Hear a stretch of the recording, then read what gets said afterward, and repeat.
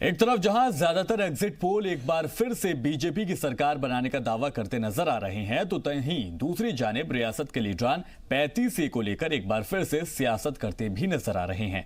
BJP के manifesto के मुताबिक अगर बीजेपी दोबारा इक्तिदार में आती है तो कश्मीर से 35 ए को हटा दिया जाएगा। एग्जिट पोल के नतीजे आने के बाद क्या कुछ कहना था एनसी के सीनियर लीडर अली मोहम्मद सागर का, आपको सुनवाते हैं।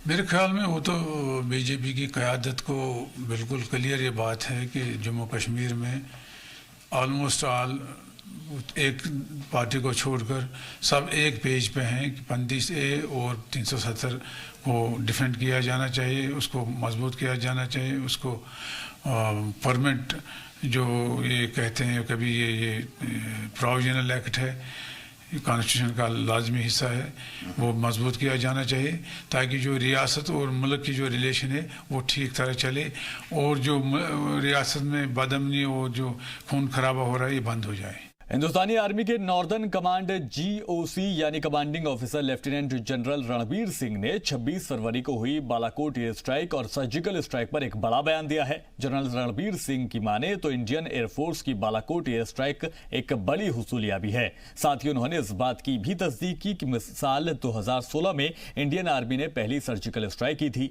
जनरल सिंह का बयान इसीलिए अहम हो जाता है क्योंकि साल 2016 में जब इंडियन आर्मी ने पीओके में सर्जिकल स्ट्राइक की थी तो उस वक्त जनरल सिंह की ही डीजीएमओ यानी director general of military operations थे।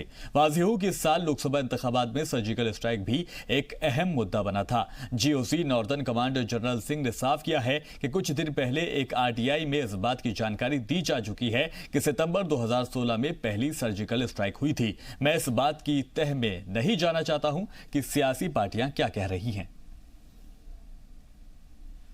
The action by the Indian Air Force on 26th of February for carrying out airstrikes on Balakot terrorist infrastructure was indeed laudable.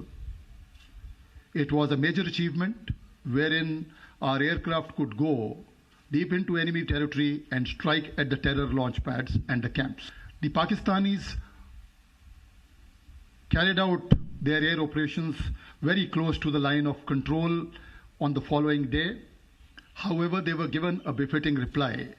They dare not try and come anywhere across the line of control to carry out any kind of actions.